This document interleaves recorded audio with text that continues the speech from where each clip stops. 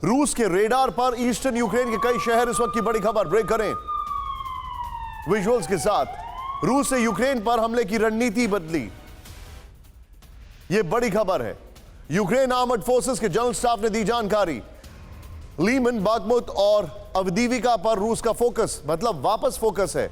सीधे आइए, यहां पर रूस का ईस्टर्न यूक्रेन पर फोकस है। यह जानकारी हमारे सामने आ रही है।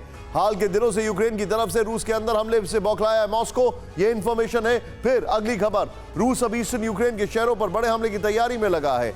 ईस्टर्न यूक्रेन यानी ये वाला, हमें खाली मैप ही दिखाना चाहिए था, बट नेवरदलेस खाली ईस्टर्न यूक्रेन, वो इलाके जो उसने कब्जा कर रखे हैं।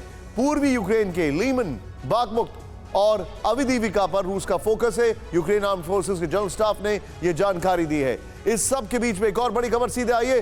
पिछले 6 महीने में यूक्रेन में कई मोर्चों से पीछे हटा रूस। ब्रेक करें, सिर्फ ब्रेकिंग, सिर्फ शुरुआती 4 महीने में ही रूस के यूक्रेन पर विध्वंसक अटैक। शुरुआती 4 महीनों में ही रूस ने यूक्रेन के कई इलाकों पर किया कब्जा। पिछले 6 महीने में यूक्रेन ने रूसी फौज काफी कमजोर हुई है। मीडिया रिपोर्ट्स में यह आया है। रूस यूक्रेन जंग पर बड़ा दावा है। सीधा ये वॉल पर, अब मैं जो आपको बता रहा हूं क्या हालात हैं। ये वॉल स्प्लिट वॉल है, लेकिन मैं इसको कॉन्ट्राडिक्ट करूंगा अभी थोड़ी देर में। ये देखिए, 21 जून 2022, 5 जनवरी 2022। मेरे कैमरामैन अभिषेक सबसे पहले यहां पर आते हैं। 2022 नहीं होगा, वो 5 जनवरी 2023 है, उसके लिए मैं माफी चाहूंगा।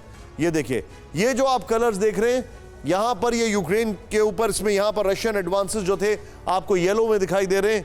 यूक्रेनियन रिक्लेम टेरिटरी वो आपको दिखाई दे रही है। बहुत कंफ्यूजन है यहां पर आप मोटा मोटा ये समझ लीजिए कि इनको यहीं तक स्कैटर करके रख दिया। ये दोनों ब्रेकिंग राहुल और दोनों शॉट्स के साथ सीधे मैं चलूंगा यहां पर। एम्बेसडर दीपक बोरा सर मेरे साथ है। Deepak sir, I am sorry but आप मुझे बताइए, मैं वेस्टर्न इंटेलिजेंस के ऊपर ब्लाइंडली तो जाऊंगा नहीं। उनका फोकस ही कब था पूरे यूक्रेन पर कब्जा करना? वो जो चाहते थे वो उन्होंने कब्जा कर लिया, 4 एरियाज को एनेक्स कर लिया, अब उसके ऊपर बैठना चाहते हैं। मे बी नेक्स्ट राउंड जब उनके सोल्जर्स तैयार हो जाएंगे, जब उनकी मोबिलाइज फोर्स ट्रेंड हो जाएगी, तो उस पर कब्जा कर लेंगे।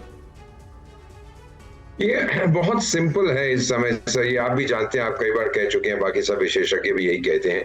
It's no longer a war. अब ये पुतिन और ज़ेलेंस्की के बीच में जंग नहीं है सर। ये पुतिन और बाकी पूरी नेटो के अगेंस्ट जंग चल रहा है, and Putin can not afford to lose. क्या आप ये कह रहे हैं, सॉरी आपको रोक रहा हूं, क्या आप ये कह रहे हैं कि आने वाले समय में आप ये नहीं पढ़ाएंगे कि वॉर कैसे लड़ा जाता है या वॉर गेम्स कैसे होते हैं, आप ये पढ़ाएंगे कि ट्विटर पे क्या करना है? सोशल मीडिया वॉर हो गया है, ये बिल्कुल सही।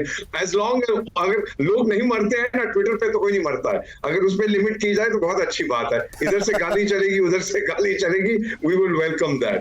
लेकिन जो अब मैं देख रहा हूं सर, इस समय जो हार्डनिंग ऑफ पोजीशंस हो रही हैं, मुझे ये लगता है कि सिचुएशन ऑन द ग्राउंड जिस तरह से भी डेवलप होती है, ये जंग का कोई आसान सा समाधान नहीं है। वोलोडो आप जो थोड़ा घबरा रहे हैं कि जल्दी खत्म करो, पुतिन साहब ने भी यही कहा था कुछ सप्ताह पहले कि मैं भी जल्दी से खत्म करना चाहता हूं, लेकिन दोनों तरफ से कोई एक्शन नजर नहीं आ रहा कि जल्दी खत्म करना चाहते। अंग्रेजी की कहावत है, action speak louder than words. ये आप बयान देते रहे, पर जब तक आप कोई एक्शन नहीं लोगे, हम आप पे कैसे भरोसा करें? इस समय मुझे लगता है कि स्टेलमेट की स्थिति काफी देर तक चलेगी sir, and Putin is going to hit back, क्योंकि इन्होंने जो उसके लोग मार दिए हैं वो माफ नहीं करेगा, वो भूलेगा। आपने कहा action speaks louder than word, but Zelensky believes my words are my action. Zelensky का ये कहना है, my words are my action. Ground पे कुछ भी हो, कोई फर्क नहीं पड़ता।